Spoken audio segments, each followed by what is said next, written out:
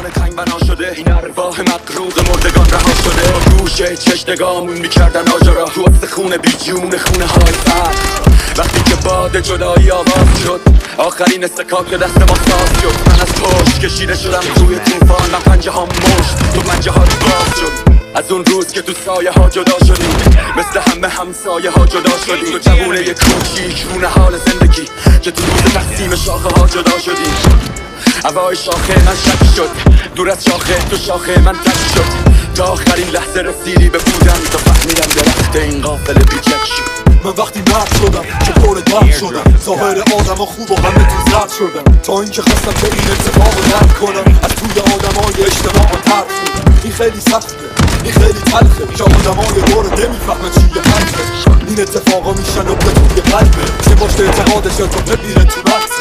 تا یکم حرف زدم گفت بگو بحث رقص میخوام این زندگی خواب تلخ من.